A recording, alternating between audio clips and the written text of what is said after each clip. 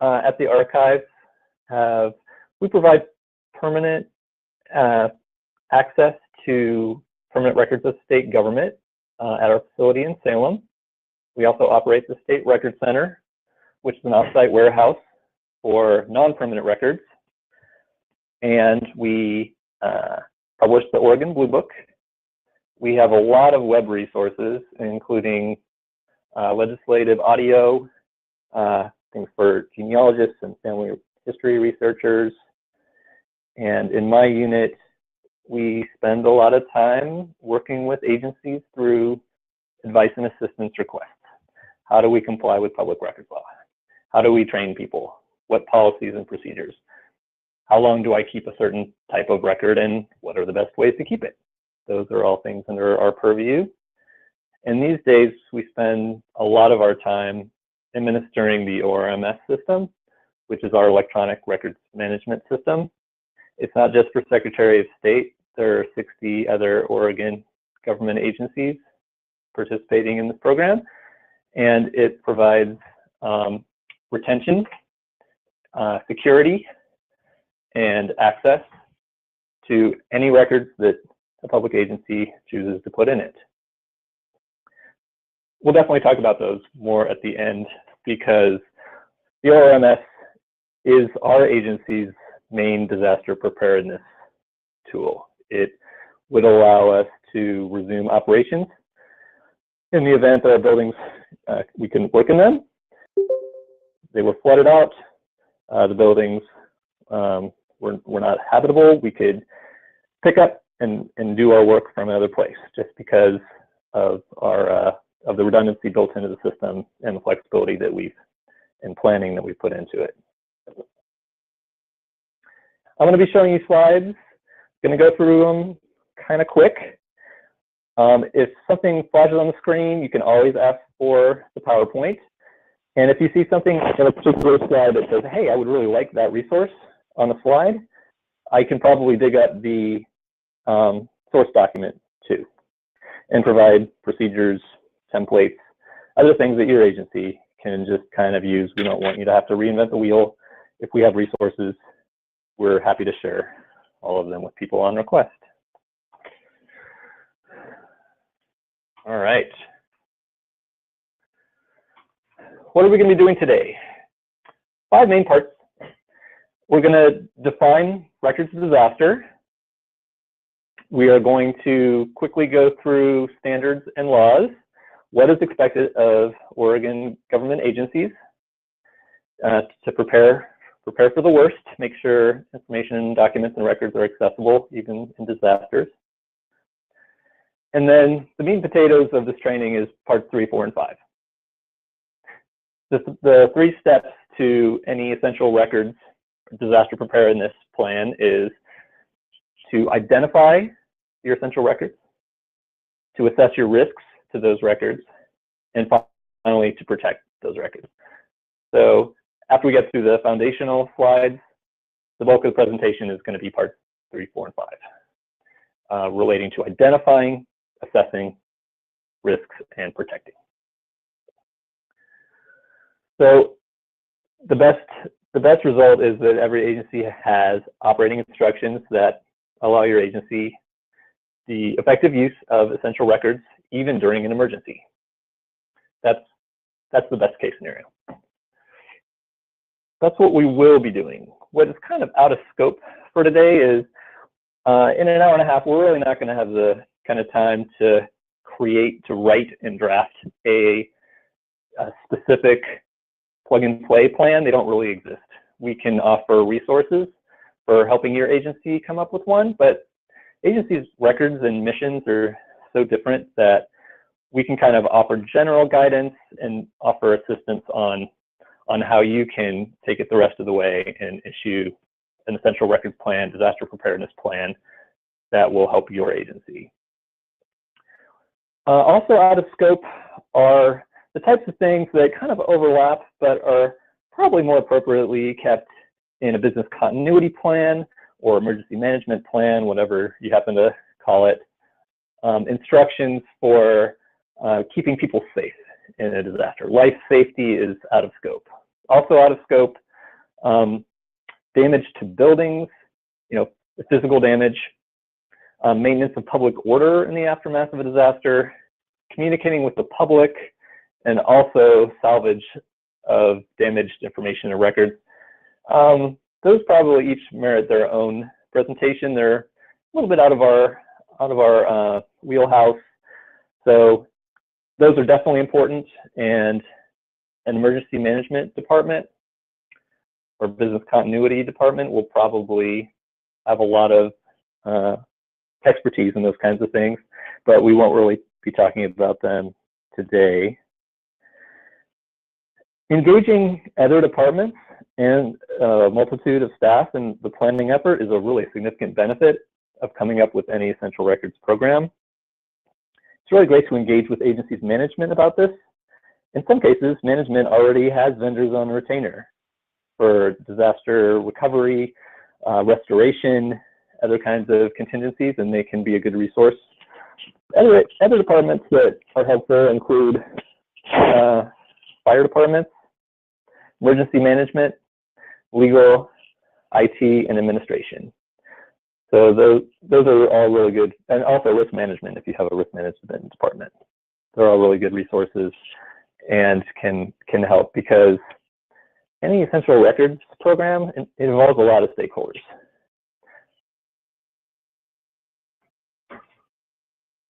Oh, my slide didn't, it's funny, my slide is advancing as I see it, but apparently not how other people see it. Okay, it looks like I'm going to have to show it to you this way. Thank you for pointing that out in the chat. Can people see slides now? Hopefully you see one that's this, what is in scope on your screen now. Okay, you do. Thank you. Thank you very much. All right, so yeah, the scope of today's training includes these 5 bullet points. I already discussed that, but I'll leave it on screen for a little bit. And again, what's in scope, most of today is going to be taking up with points 3, 4, and 5, identify essential records, assess the risks to those records, and protect those records. That's in scope. And out of scope is kind of the stuff that is more relevant to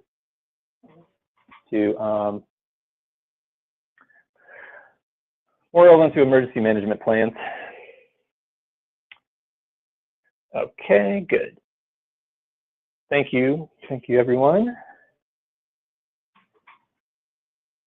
People see my outline. Let's see if I can change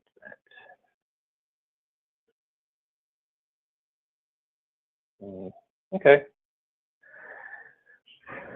It was pointed out in chat that you can see my screen, my notes, my outlines, and all that stuff. So hopefully this one's a little bit better, this view anyways. This is the first time I've done this, this particular presentation online, so I appreciate tips people have as we move forward. Like I said, I'm going to be doing it every couple weeks as part of our regular records management training.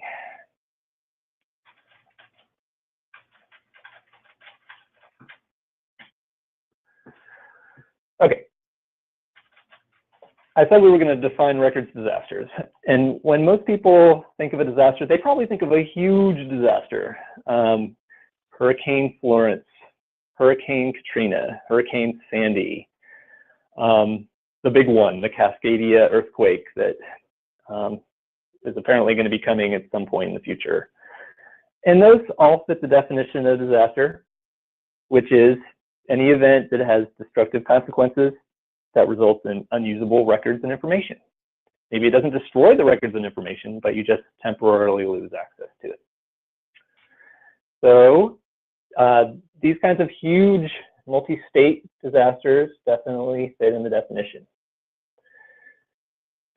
You know, kinds of things that where a huge city is swamped and everything grinds to a standstill, and emergency services are severely compromised. So we can all think of the human toll of huge disasters like that. The things that really affect us as our day-to-day, you know, a month after Katrina, this kind of case came up. And this is a quote from a newspaper article. So in addition to the loss of life kind of the civil society kind of ground to a halt. Just to mention what happened. Hurricane Katrina's floodwaters ruined the court records of thousands of criminal cases. Even after that particular county was evacuated, they didn't have any place to house the prisoners. So they kind of scattered them all over the states of Louisiana and Mississippi. Most of those prisoners didn't come with any records, or they were lost. So after that, the courthouse was closed for 9 months. And 80% of the public defenders who argued in front of those courts, they left. They lost them. They were gone. They relocated out of state. And so when those kinds of things happen, loss of records is a big deal. So I don't want anyone to think that only huge things like Hurricane Florence or Hurricane Sandy are records disasters. There's certainly plenty of smaller scale disasters, which in all honesty are much more likely to happen, especially in Oregon. What do we really have to worry about here? Well, as we all know, it rains a lot, and so we really have to worry about flooding. So here's an example. People remember the flood of 1996. Here's a picture of that, not too far from me, over in Tualatin, and how the floodwaters basically made this entire, the low-lying parts of town inaccessible. And it was that way kind of all over the valley. Very disruptive, lots of government services interrupted, lots of angry public. So these kinds of things can definitely happen on a regular basis. So we're going to kind of go from the huge disaster down to the micro level here. This is a picture of a school library that was just wrecked in the aftermath of that flood.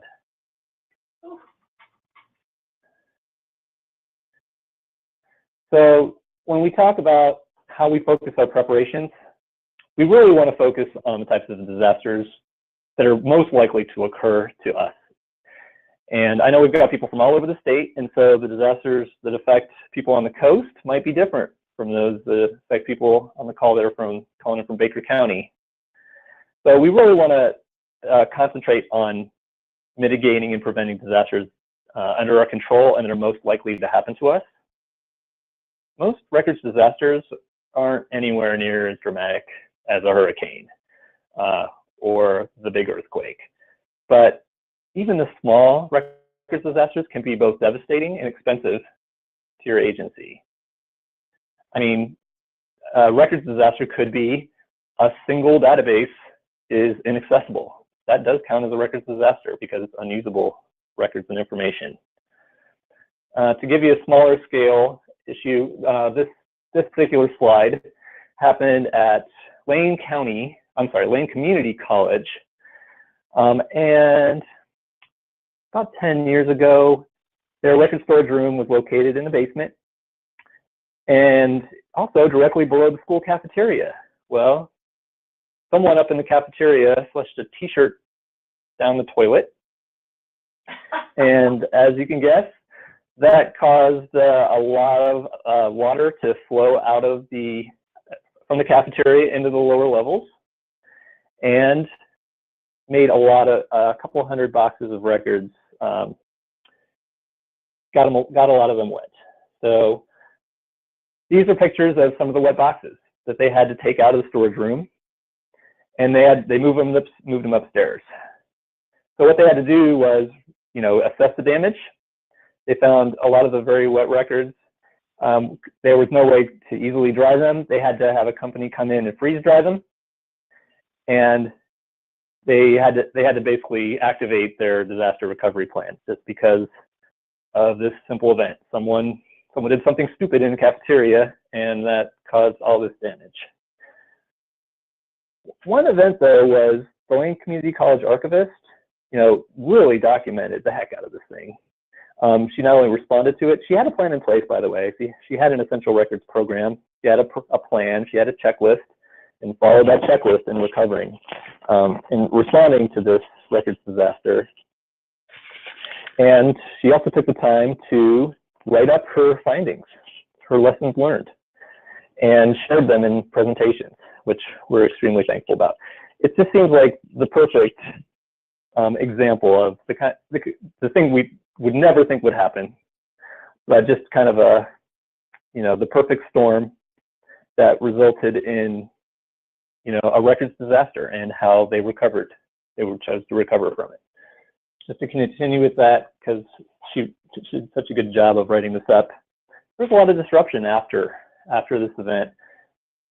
This was taken from a warehouse near the cafeteria. They had to take it over. They had to have the staging area for the restoration efforts here. And so that space was out of commission. They had to devote a whole bunch of staff to working with the vendors and trying to recover some of these paper records that got wet. So the question that I keep getting asked is, what if this happens to our agency? Or even worse, what happens if our building burns to the ground? What would our agency have to do to get up and running again? So that's really what I'm hoping to do today, is review the recommendations and best practices for this kind of question as it relates to your public records, to the information and documents and records held by your agency that help you do your mission. This is another pretty incredible photo of aftermath of a records disaster. If we can avoid records disasters from happening, that is definitely what we want to try to do. In the event of, Hurricane Katrina, there's not much that the individual level could have done to affect that. So in most cases, we're left with trying to mitigate the effects of the disaster when that's the only option left.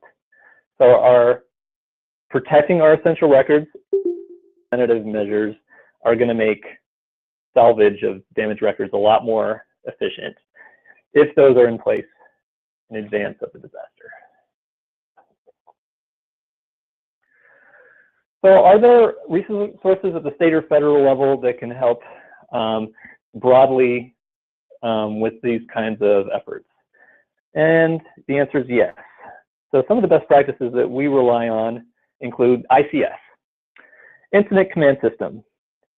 This can be used for planned events, natural disasters, acts of terrorism, just about any kind of records disaster that you can imagine. It does represent best practices for responding to any of those kinds of things. And Incident Command System it's a key feature of the NIMS, which is another federal resource that we draw a lot of our information from. So that's really more, how do you activate your staff? How do you organize staff to be ready for a disaster? If you do have to activate it, who's in charge? Who reports to who? Who's going to handle communications? Who's going to make sure that that records needed to respond to the disaster are up and running? If you have an emergency operations center, a command facility to deal with the disaster, it's got all kinds of resources for that kind of thing. It's just for if people are interested in that. Okay, so we are going to start to talk more about records, and we're going to define them accordingly. So I'm just going to leave it up on screen for a minute because there's kind of a lot to chew on here.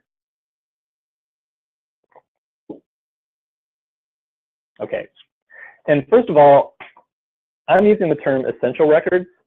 I've seen other presentations where they term it vital records. And, either one is acceptable. Vital records and essential records are terms used by records management to refer to records critically important to continued operations of an agency or rebuilding that agency after. Vital records kind of has a second meaning, which can confuse people. Vital records also refers to documents of critical events in an individual's life, like birth, marriage, death records. And so to avoid that confusion, I'm just calling these essential records. Records critical to the rebuilding of an agency. So essential records, if you lose access to them, would disrupt agency's operation in information flow. They might also cause considerable inconvenience. They might make the operation of the agency a lot more difficult. And they might also require considerable expense to replace or recreate those records. So also, if your agency has a COOP, contingency of operations plan or emergency management plan, there might be deliverables that are kind of related to Essential Records Program, but they more relate to communications or life safety or building evacuations, things like that. We have a COOP team at our agency at SOS where we've come up with a bunch of resources and things like quick reference guide brochures. A quick trifold brochure that you can grab and run out the door with if you weren't sure how to respond to a particular disaster. Why is it important to have an Essential Records Program? Well, there's probably two main categories for why. Let's say a disaster does happen, and it's really a question of if. A question of when rather than if a disaster is going to hit your agency, whether it's a small one or a large one. So let's just assume a disaster has occurred. You're going to be glad that you had an Essential Records Program and plan set up because it's going to get your agency up and running a lot quicker than if you didn't have one. There's also going to be a lot better decision making during the disaster if people aren't coming up with it on the fly. And then people do a lot better under stress when they're following a checklist that they and their colleagues assembled and agreed upon well in advance. They don't have to make it up in the stress of the aftermath of the disaster. I know it's tough because, public agencies are under a lot of pressures. There's a lot of conflicting demands on our time and our resources. And they can make it a lot tougher to find the time and money to put a records management program and Essential Records Program in place. And records disasters, by their nature, are unpredictable. You can't predict when they're going to happen or how much they're going to cost. And so, unfortunately, a lot of agencies, they just ignore that need and cross their fingers, then it won't happen. But today, we're going to go through some common sense, simple steps that agencies can put into place that aren't going to take a lot of time or resources or money, and that will definitely help them if and when a disaster occurs. So those were some of the bullet points for if a disaster does happen. But even if one doesn't happen, you're going to be, if that resource is going to be there for, well, guess what? It is eventually going to happen, and you will need to activate it at some point. It's something that you can't just write once and leave on the shelf. It does need fairly regular updating. It does improve the general preparedness of the agency for responding to a disaster and protecting your information and records, even if a records disaster doesn't occur. Also, we do incorporate a lot of principles about records management and risk management. And having those policies and procedures in place will help people do their jobs, even if a records disaster isn't happening anytime soon. And by the fact that we have records management policies and procedures in place, it's going to mean people aren't having to spend tons of extra time looking for records in all kinds of different places. We're going to try to make it easier for them to find their records and not have to waste a lot of extra time.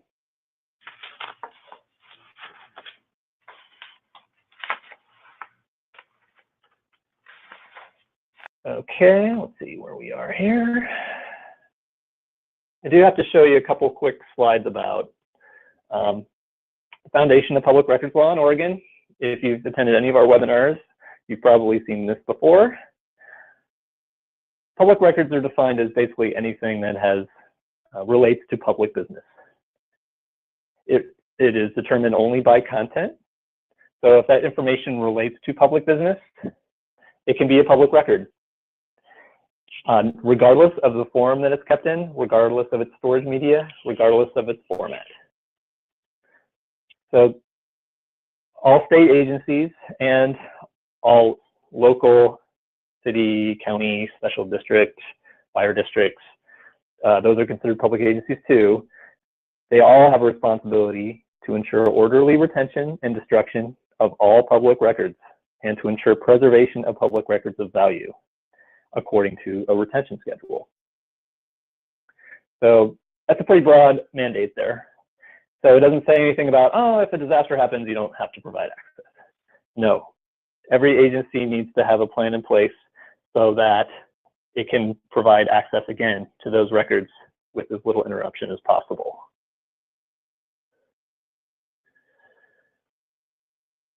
And here's the official definition from ORS 192. A public record meets parts A, B, and C of this, but it really does boil down to, does it exist in a form that I can experience with any of my five senses? Can I see it, touch it, hear it?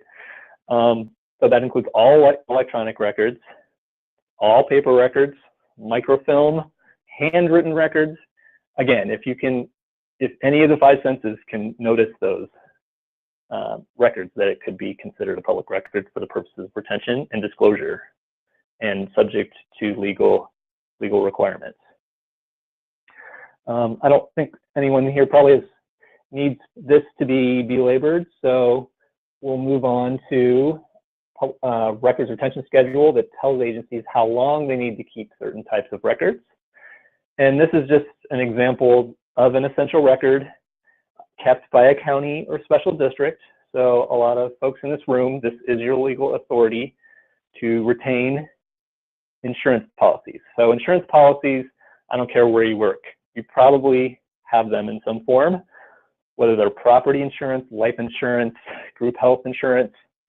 And so this is your legal authorization for keeping your insurance policy records. It's got the title of the record, it's got a short description of the record, and then it has the retention periods. I urge you to pay attention to the retentions.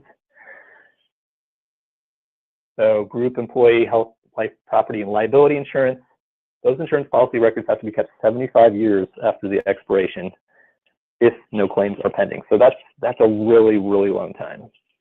These are essential records with a very long retention period. They're not just going to manage themselves. It's going to require a lot of effort and probably funds to make sure that they are accessible for the entire length of the retention period as listed in the OARs, which do have the force of law, which implement the ORS, the statutes. So again, this example on screen applies to agencies, county and special district agencies. If you work for a city or a state agency or something else, you will want to refer to your division of OAR 166 that applies to you. It's likely going to be the same, but we do operate different general schedules just because different types of entities do have different requirements. All right. 3 steps to identify our essential records. All right, in this phase, every agency is going to gather comprehensive information about your agency's business functions. And they're probably going to be pretty specific to you. There's no cookie cutter approach to this. So in most cases, your agency is not going to know the answers to all of these questions to identify your essential functions and then your essential records. So every agency is going to need to interview other stakeholders. And that includes other employees, other departments, possibly legal counsel and IT to get the answers.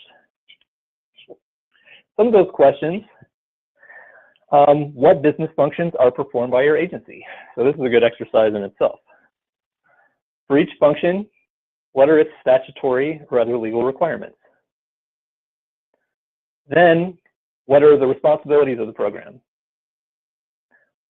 Are there any functions that are not normally performed by your agency, but might be required in an emergency?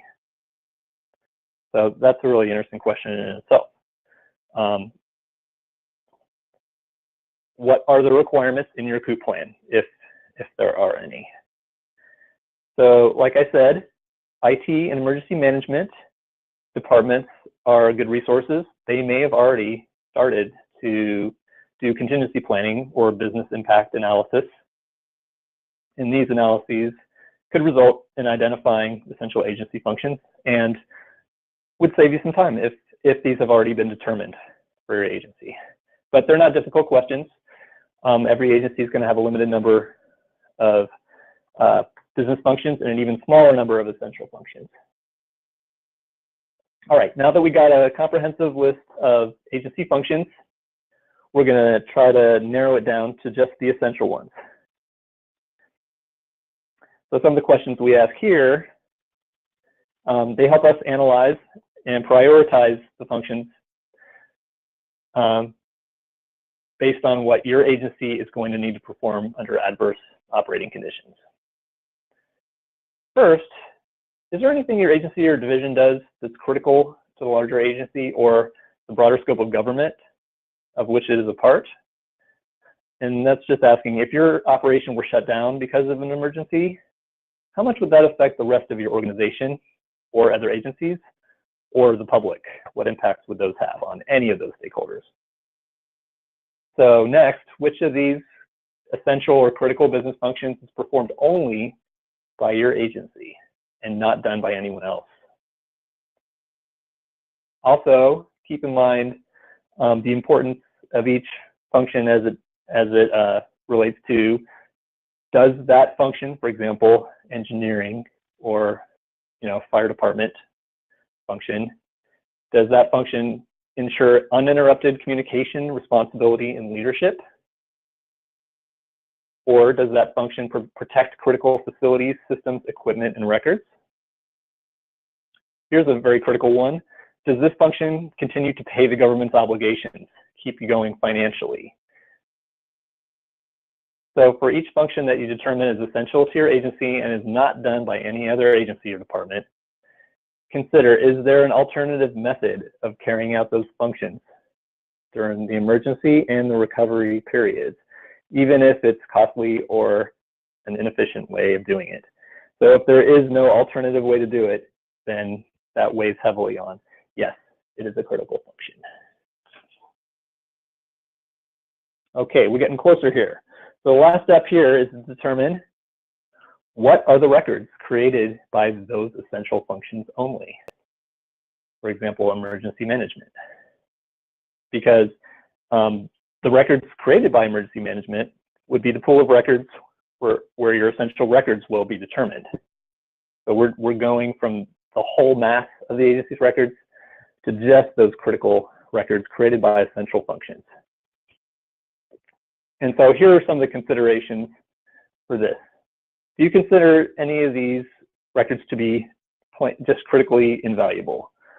And that means if one or more of these types of records were lost or were temporarily unavailable during an emergency, would there be a dramatic impact on your agency's ability to perform its critical functions? Or any effect on the rest of your agency's operations? Or even an effect on other agencies or the public?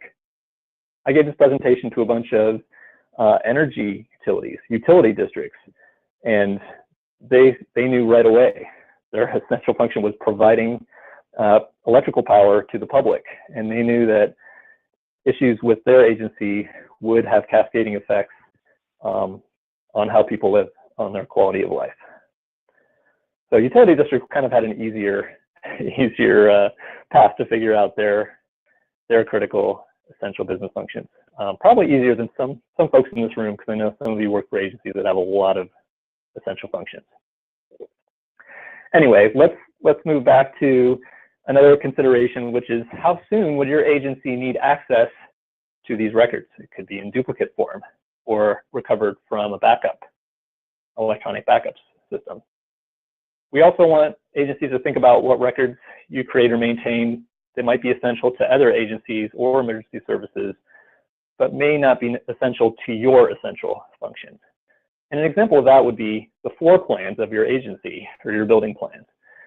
Would you need access to those if you've relocated to another building Probably not, but as far as emergency response, the fire department that responds to a disaster at your building will really need access to those floor plans.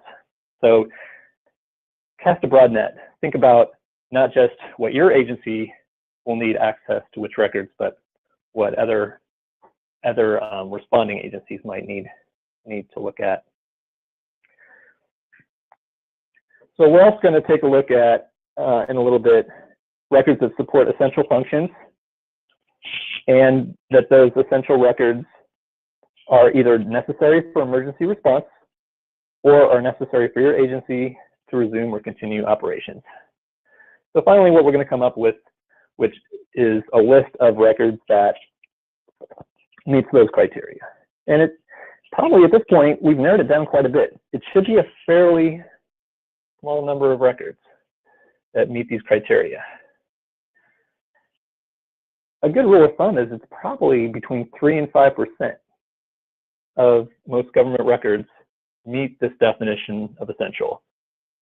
Some are going to be more, some are going to have more than that, some are going to have less, but 5% is a good rule of thumb.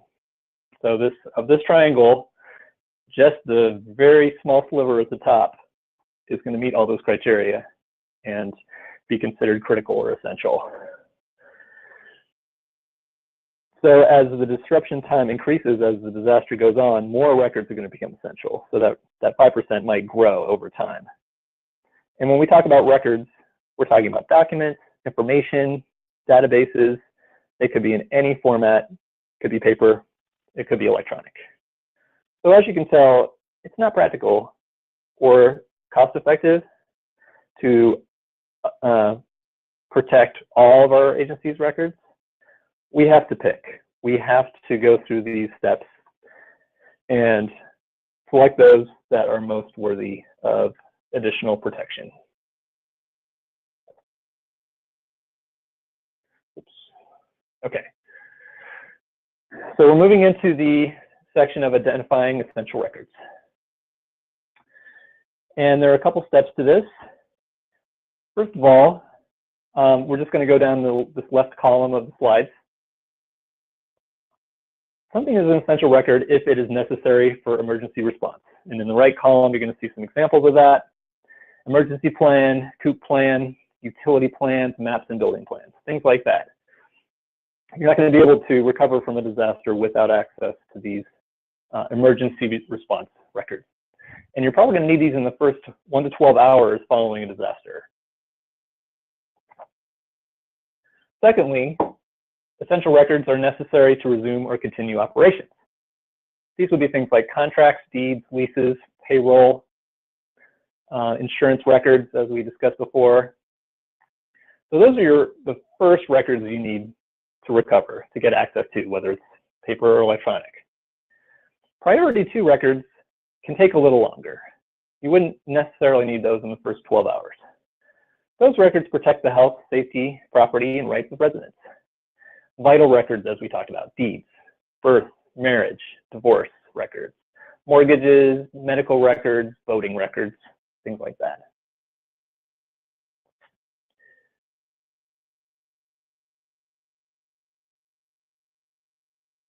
So I know this is probably a lot to absorb, and that's another reason that I'll distribute my slides, but there's about a dozen different categories of essential records. Your agency might consider, not all of them to be essential, or you might consider a larger number, but this is just to get you thinking. Are there essential records if they fit under one or more of these categories? They prove that people owe the agency money. They're records regarding your physical plant, your building, your computer infrastructure. Proof that the ownership, that the agency owns the building, things like that. And then also specific records in the right-hand column. And we try to make these match up with how they're called in the retention schedules, the general schedules online. So just to continue with these, here's 1 through 9. And then here's a few more. It looks like there's 14 categories of essential records. Records regarding the maintenance of public health, safety, and order. Records needed to protect the rights and interests of individual residents. So legal records, utility records, billing records. Definitely not an exhaustive list, but a good start. All right, so I said we were going to talk about the main categories of essential records. And this first slide is emergency operation records that you need during, in the middle of an emergency. So your COOP plan, your business continuity plan, emergency management plan, a phone tree, who works for the agency and what are their home phone numbers or home email addresses. You know, disasters tend to hit, 10 p.m. on Friday night, and the only people that can help recover aren't at work. And so you do need to get a hold of them. So staff contact info, who does what, who's responsible for which assignments. Certain essential databases, accounting programs would definitely consider, payroll information to be essential. Insurance policies would be considered in there too. And so how do people keep these emergency operations records that they need as soon as a disaster hits? I've seen it done both ways. A lot of places like to have them in paper so they can grab them on the way out the door. A lot of agencies, though, these days are opting for having them stored electronically at an alternate site. And those are, they don't want to have to drag around cases full of paper records. They want to just relocate to their alternate location, fire up their equipment, and continue their operations. That's what we call a hot site, where the equipment is pre-positioned and you just walk in, you turnkey, and you start doing your job. Those, as you can guess, are expensive, as opposed to a cold site, which might be, a space where the agency could bring in equipment. It is going to take you longer to get up and running, and there's the factor of cost. These are things that we're going to talk about a little bit later, but those are some of the options for keeping your emergency operations records. So aside from those records that you need during an emergency, there are rights and obligations records. And those records protect the legal and financial rights of the government and of the public, the individuals affected by its activities. So you probably aren't going to need rights and obligation records in the first 24 hours after a disaster. So in that sense, you may not need to have a duplicate copy on site. Examples would be accounts receivable, government obligations, Social Security and retirement of agency employees, and also what does the agency own? What are its financial obligations, titles, deeds, contracts, things like that.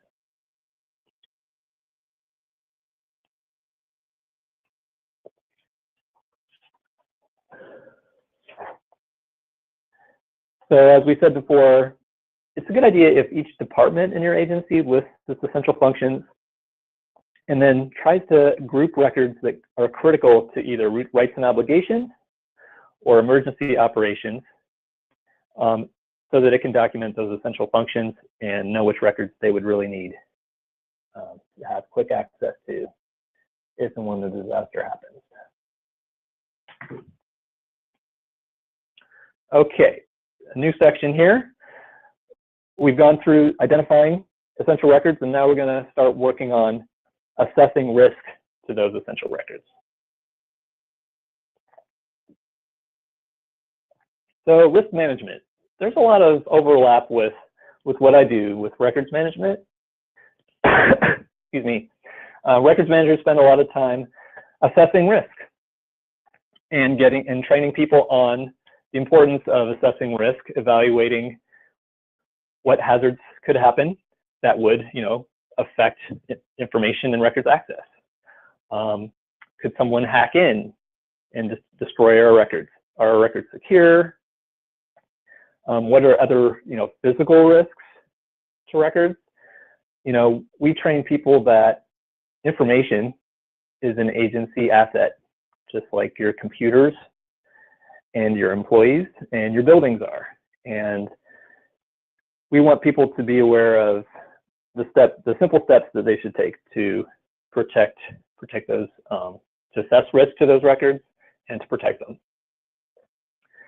So risk management is just this process of assessing, evaluating risk, deciding on priorities for actions, and telling the agency so that the resources are available and so that people know the steps they have to take to manage the risk to those records. What we really want to do is ensure valuable information is available when needed, and that's why we plan for these kinds of disasters. So let me open up to the group then. Feel free to type in the chat. Can anyone think of an example of a risk management step that they have taken to protect records? And if you've been muted, go ahead and unmute yourself if you'd like to answer that way, or type it in the chat. So again, the question is, what is a concrete step that someone could take for risk management in terms of records? It can be something for paper records.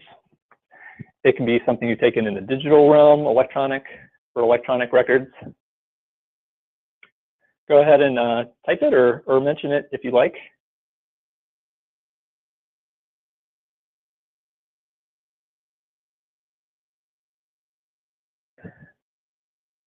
I did have to mute a couple of folks earlier. I heard some traffic noise and other stuff, so I apologize in advance if your microphone isn't on, but you should be able to chat. Okay, good. I've got one response. Pricing out having a duplicate environment hosted by another agency. Having a backup of information offsite is absolutely a risk management strategy. Great answer. Having an offsite system backup, also a great response. Have records digitized for ease of access so that they can be stored elsewhere, absolutely. Aha, and yes, getting on board with ORMS and working on a plan to add essential records to ORMS. I like that answer a lot. Oh boy, they're really rolling in. Fireproof filing cabinets. That's a good one. Keeping an additional copy of public records at another secure location. Yeah, people definitely got it.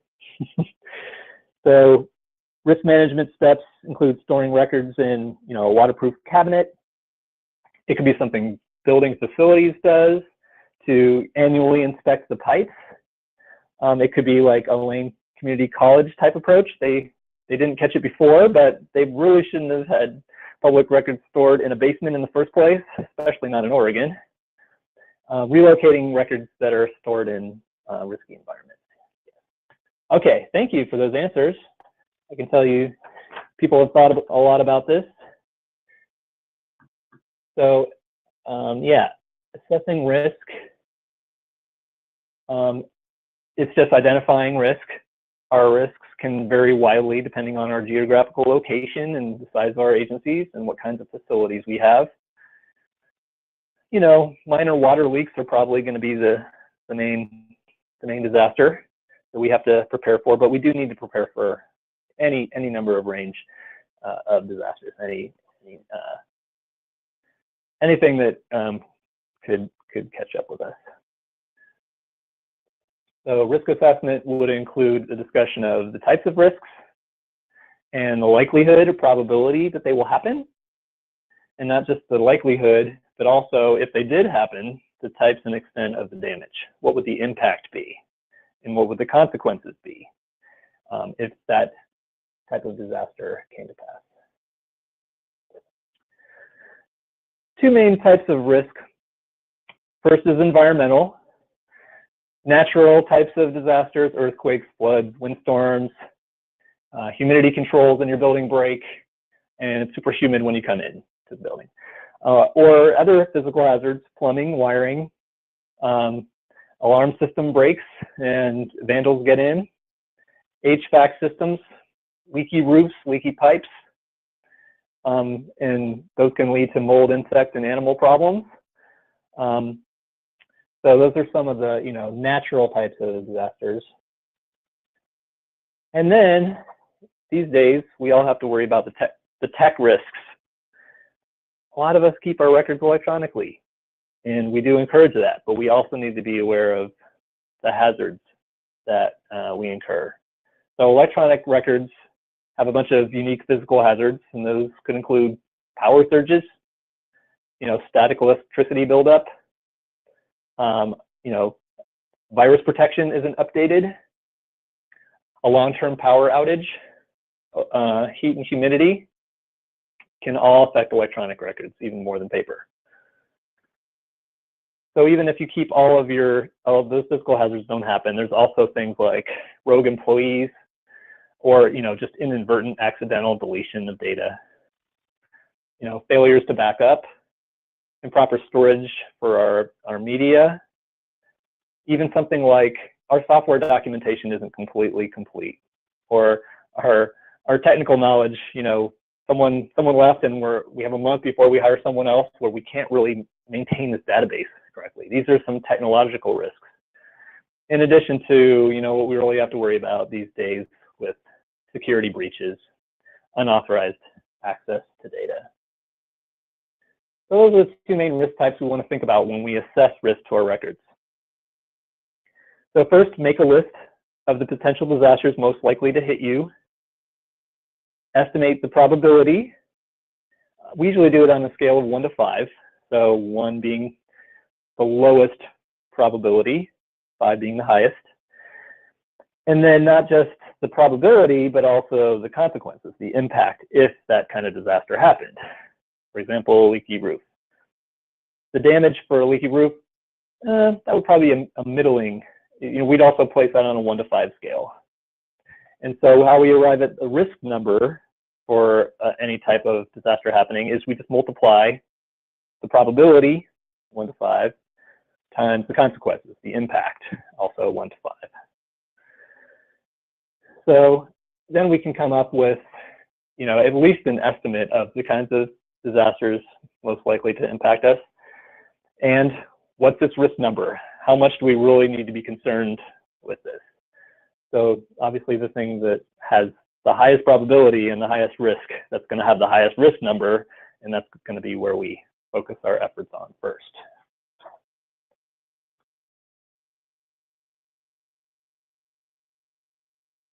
This one's a little tough to read, I admit, but people who have some of those natural hazards and risk management assessment conditions, they probably want to look at their building, the physical locations of the building, the surrounding area of the building, where records are stored within the building, environmental stability, and this is just an example that mentions not just the factor, but also the condition and any possible hazards. In some cases, the drainage sprinkler system was just updated 2 months ago. So we're going to estimate there's a minimal hazard to that. On the other hand, there are surrounding areas and other federal office buildings that could be terrorism targets, vulnerability to hazardous material types of incidents. Those would be things that we mention as a possible hazard and take into account.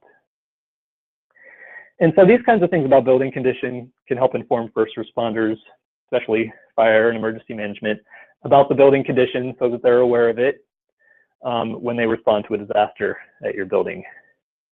So this kind of document should be updated at least once a year, especially if your agency ever relocates to a different physical location. Okay, so before we came up with a list of essential records, and now we're assessing risk to those essential records. Type on this slide is a little bit smaller than I would have liked, but you can fill out any number of rows on this kind of grid. I just filled in the first one. So you're going to say the essential record, in this case, your meeting minutes. They're pretty much permanent retention and are going to be listed in the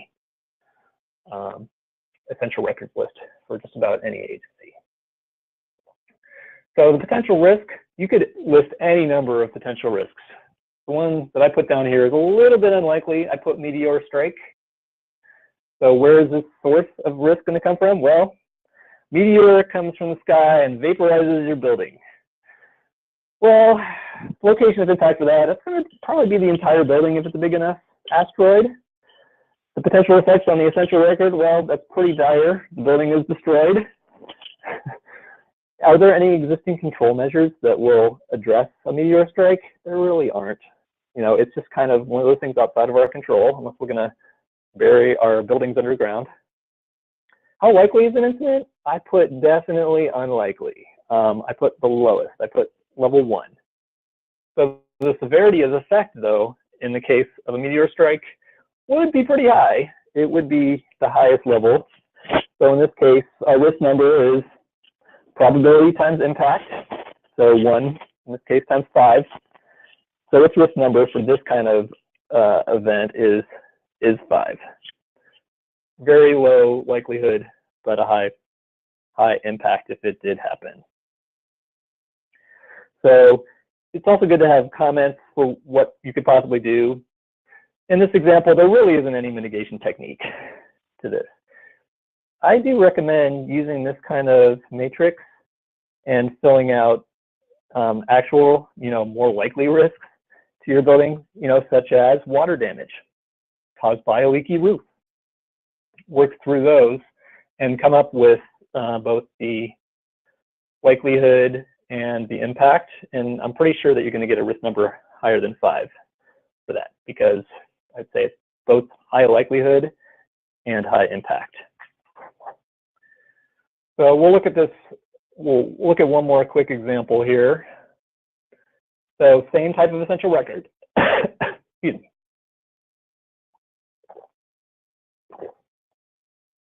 In this case, the risk to those records is a lightning strike on the transformer.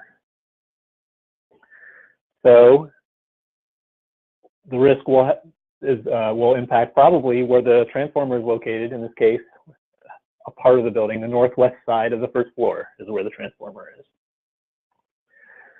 So what would that happen? A lightning strike could lead to fire within the building.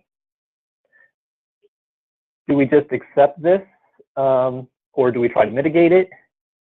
There are things that we can do about this, and our emergency management department identified one solution as increase the shielding depth on that transformer. Just harden it, make it a more difficult target or a hardened target. So the likelihood of an incident, of this kind of incident, was, well, it's probably higher than a meteor strike, so we gave it a likelihood of 2. Severity of effect, not as high as a meteor strike, probably wouldn't level the entire building, but it could be substantial. So in this case, we put that as likelihood of 2, impact of 3, so its risk number is 6. And it could be that your agency comes up with a grid of these types of risks and says the threshold is 6. 6 and above are things we're going to tackle right away, and 5 and below, we're going to wait, which is a perfectly fine way to do it. That's all we can really do, is estimate risk to our identified essential records and take steps to protect them. In the case of that lightning strike, our team came up with, well, in the worst case, the power in the building might be out for a full week. So they identified additional steps they could take, like install a transfer switch so they could switch over to generator power. And so that would be another of the things that they would look at and try to build in. It could be done probably with a minimum of cost, and it would just address a major threat to the agency's records, essential records.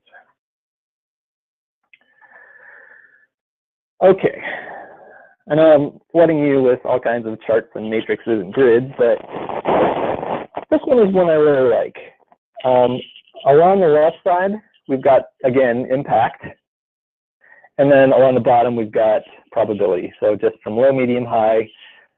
Just to break it down further, lower left is minor impact, minor probability.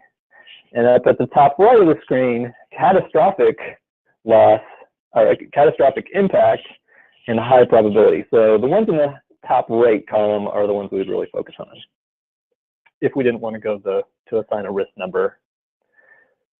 The examples we were talking about before follow in the bottom half. They probably wouldn't be things we need to tackle right away. They'd probably be around the center of this grid, meaning it probably has little chance of occurring, or if it did happen, it would be something we could live with. It does help us identify vulnerable areas that we need to address to minimize our risk.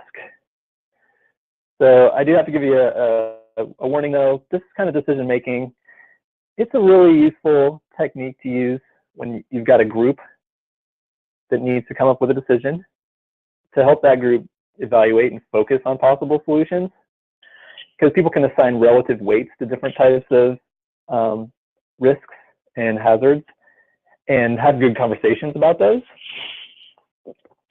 So it's really subjective and there's no right or wrong answer, but really the main impact, the benefit of a risk analysis here is to get the conversation going and have different stakeholders bring up their concerns and their possible solutions and get people talking across departmental lines. Okay, protect essential records. So we're coming into the home stretch. The protect essential records builds on everything that we've talked about. We have A, identified our essential records, and B, assessed the risk and evaluated possible solutions to that. And now, this is where we take action. We use what we've learned previously, and we take steps to protect what we have identified to be our essential records. So the format or media that records or information are stored on present their own challenges. And the distinctive conditions for protecting those are going to require special attention. If your agency only uses paper, you're going to have a very different type of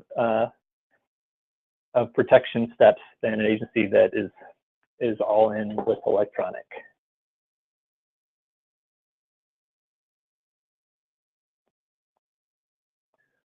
All right. So I do want to have a slide here about electronic media. Just to bring up again, we've touched on this before. If you have a piece of paper in an acid-free box in a climate-controlled environment, that's pretty much most of the protection you're going to need to have. You make sure your climate control system is fine and that security is good, and you're not going to have to take a lot of extra steps. It's a lot different with electronic, just because electronic media are comparatively a lot more fragile. They may require additional forms of protection because they're highly affected by power outage, electrical surges, breaches, intrusion, static electricity buildup, or even something like the software vendor went out of business. These could be considered records disasters, especially if you can't port that data into a new platform.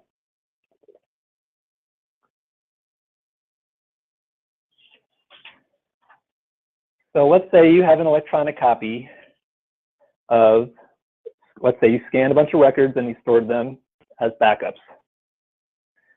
So just because you scan something does not mean that it is considered appropriate for long-term preservation. They need to be created according to archival standards. And these standards are listed in OAR 166-17.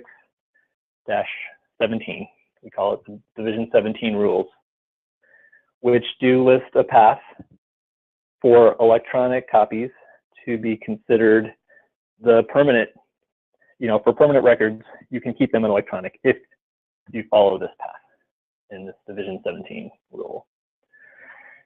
If you simply scanned a document as a JPEG and burned it to a DVD or put it on a flash drive or a hard drive, that's not considered appropriate for permanent records. You could do that with a 2-year record, maybe even a 10-year retention record, but meaning records, insurance policies, other essential records, that is not sufficient.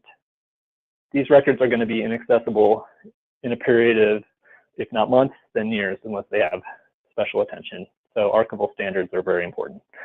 We'll touch on this towards the end of the presentation too. Okay, a couple different lenses for determining the best strategy to protect our essential records. First slide is based on information status. Is that information static or dynamic? And so depending on the answers to those two questions, this grid will help you figure out possible solutions for that. It might be off-site storage is fine. It's static, it's probably not going to be updated.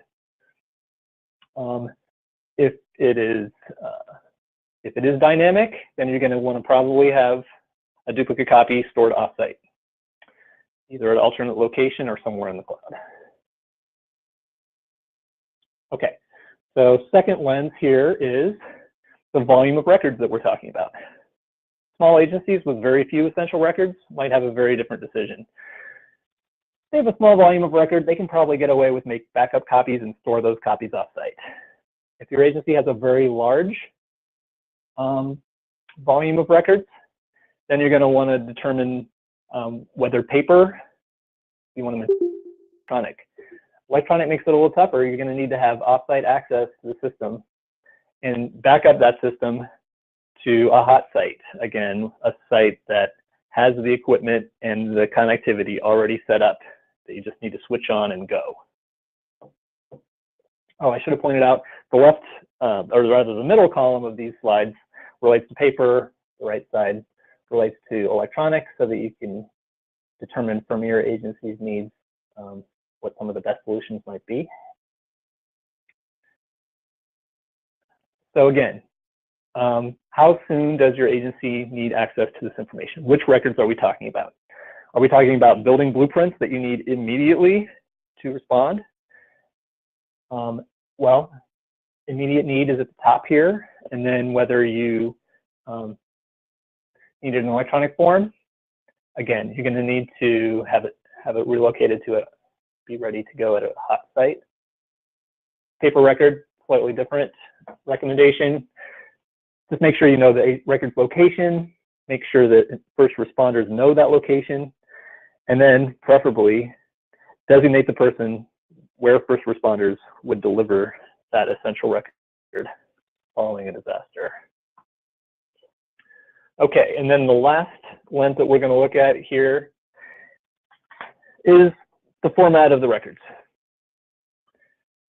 So again, these are just considerations of what is changing the format of, is having the format of the backup copy be different than the original, going to lose information or not, and is that original in paper or electronic form. So these lenses, they can all be kind of looked at as a whole. I mean, one isn't going to really help you determine. You probably have to think about it in terms of both your volume, your format, whether it's static or dynamic, and the format that we're talking about in coming up with a decision. There's about 4 different protection strategies we're going to address. The first one is dispersal. And dispersal just means having copies of essential records and then sending those copies somewhere else physically. And the principle is that the same disaster is unlikely to strike both locations. And most of the time we recommend a good rule of thumb is about 50 miles apart. Certainly there are types of disasters that could affect both, but the likelihood is low. A fire, for example, is probably going to be less than a square mile. Fingers crossed there. So dispersal methods would include scanning, digitizing, photocopying, even microfilming, as long as you're making an accurate copy of that original. One drawback of dispersal is you pretty much have to do this regularly. You can't skip a month. The plan has to be rigorously followed, and it's gonna have increased labor costs and increased storage costs. It can also lead to version control problems if the agency doesn't destroy its duplicates in good order. Then after the original copies have been destroyed, the duplicates have become the original records, and it can be tough to deal with a whole bunch of duplicate records in different locations. Just something to think about. So after dispersal, duplication is another possibility. So duplication might be necessary when the conditions for dispersal do not exist. Like there just aren't additional copies that are distributed. Like you don't have a branch office where duplicates end up. In this case, it is going to cost more because you're going to have to pay specifically to create duplicates and to take them somewhere else. You're probably not going to want to designate more than 5% of your agency's records as essential in this case, just because it's going to be overwhelmingly expensive to constantly reduplicate records over and over. Also, you're never going to be 100% caught up. A lot of our data, especially our relational databases, constantly changing, and we're never going to have a completely accurate copy. Also, if the duplicate record format is any medium other than paper, the agency needs to procure equipment so that it can access it, whether it's microfilm readers, computers. Okay, strategy number three is on-site protection. And this is where we have an OER that specifically deals with the physical needs for record storage requirements. These include some of the risk assessment, risk management strategies people mentioned before. Someone brought up a fire-resistant safe, fire-resistant vault.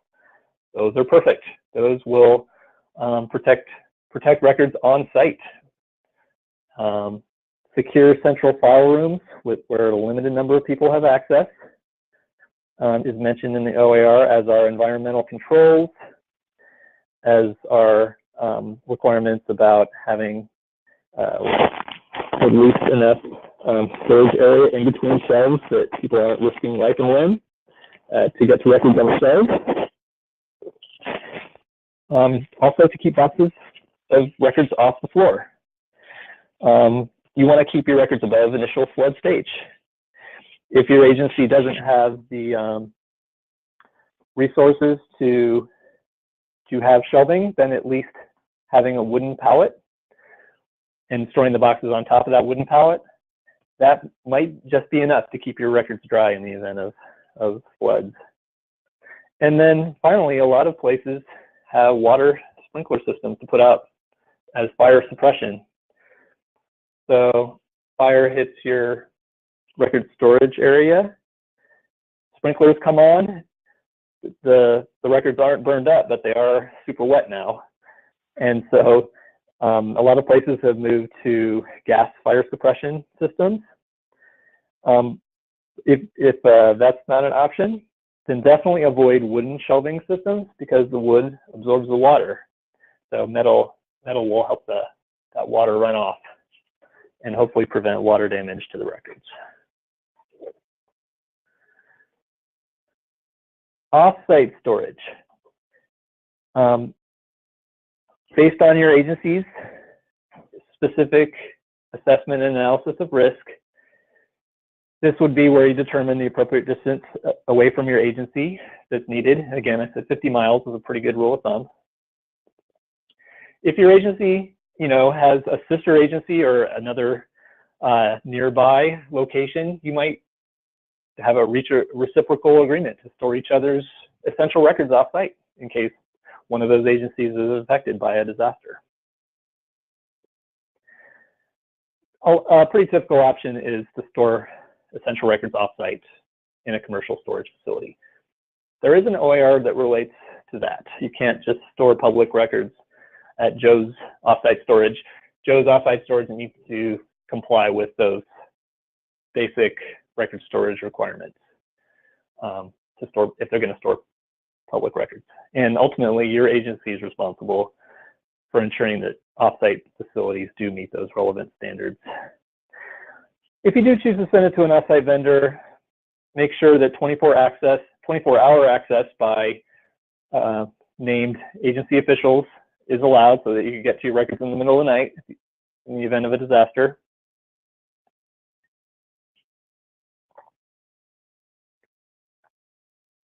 Off-site storage can also refer to electronic storage. Your agency might want to consider a lease on a secondary facility that can serve as either a hot site or a cold site in the event of a disaster. We talked about it a little bit before, but a hot site includes all the equipment that you need to continue operations. Workstations, filing cabinets, things like that. That would help your agency get up and running immediately. You just connect, and then you would reconstruct your agency databases and systems from that alternate facility. As you can imagine, it's going to be pretty expensive to do that. Cold sites are more affordable. That is basically just, there is a space that you can go to and load all of your equipment and house your employees in. So it's the space, but it's not the equipment. You would have to bring in whatever equipment you need. Drawback to that is if your building burns down, how are you going to get all these computers on short notice unless you have them laying around? So those are just some of the considerations that go into whether your agency will use a hot site or a cold site. So regardless of which of those protection strategies you take, this grid might help you arrive at that decision. So it's basically just determining, you can use this form or a form of it to list essential records, the risks to those records, your agency's preferred protection strategy, and then possible protective measures. So I'm just going to do a quick little exercise. Let's just say our essential record is insurance policies. Almost everyone's going to have those as essential. And I'm going to give you that the potential risk to those insurance policies is they're being stored in the basement right now. So our protection strategy, anybody have ideas for what would we do? Would we merely accept that our insurance policies are at risk and that they have to be stored in the basement?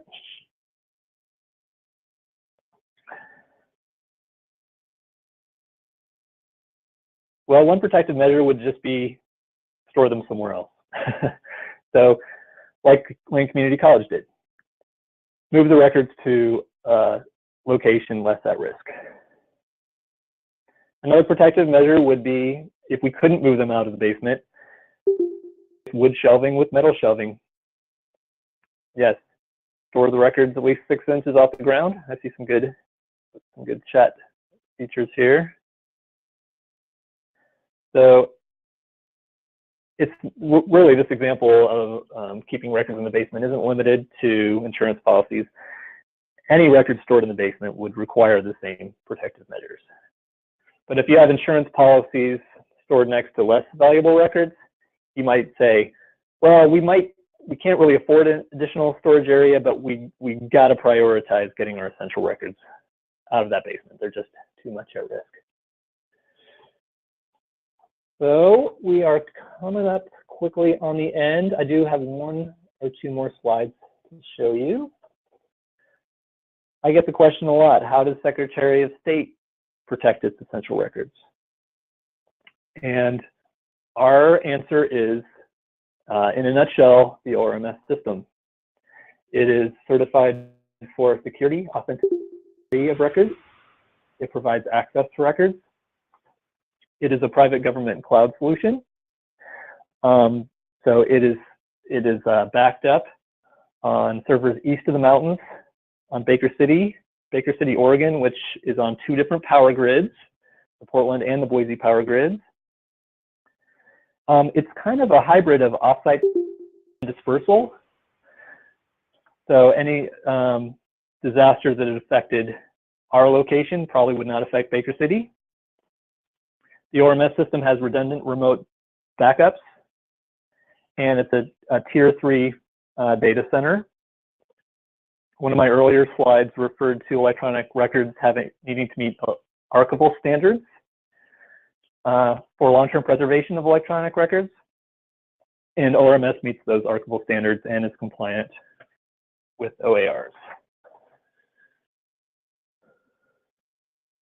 So, okay, I'm at time, and I appreciate people's time today. If you do need to sign off, just let me know. And if I can distribute information, I'm happy to do that as well. But on to the last two slides, the budgetary impact. That's probably what a lot of people have been thinking. How much is it going to cost my agency to apply any of these solutions? So our constrain our choices. It's going to determine whether we move to ORMS or keep our records in paper. It's going to affect whether we have a hot or a cold site. Those all are monetary decisions. So it's really important for us to identify only essential records that really require special protection. When we think about some of the examples of records disasters, Hurricane Katrina has provided a lot of lessons. There was a courthouse county courthouse in Mississippi. They had a brand new building, and the flood flooded out not just the first floor, but also the second floor of their building. Water damage, so people couldn't work in the courthouse. And unfortunately, that courthouse did not have any offsite or electronic backups of their information. What was their only remaining option? Try to recover all of those records, thousands of boxes of wet records. It ended up costing the county $2 million, which was practically their entire operating budget. So another case where essential records program and plan can save you money. So whether your agency wants to undertake a cost-benefit analysis in order to identify the best, most cost-effective way to protect your records, that's a good approach and can help your agency resume operations in a short period of time. And even if you don't go through a formal cost-benefit analysis, try to look out for agency-specific cost-effective ways that will protect your records, and use the risk management tools in this presentation to figure out how quickly your essential records are needed. In signing off, I do want to mention the importance of involving other departments in these discussions. They're your stakeholders. They can help you out. These include IT, finance, risk management, emergency management, legal departments, can all go a long way towards helping out with this. By statute, public agencies have agency records officers that are responsible for these types of functions, implementing the plan, maintaining essential records plans and procedures, training employees, and ensuring access to essential records. I do appreciate your time today. If people have questions, feel free to ask them now. I totally understand if people need to go, if they're at lunch hour or if they need to go. But I will stick around. I can answer things on chat. If there's anything that you want to have addressed as a group, feel free to unmute yourself and ask it over the phone. Otherwise, before you sign off, be sure to put in the chat box at least your name and which materials you like, whether it's a certificate, anything that you saw today. And any questions over the phone?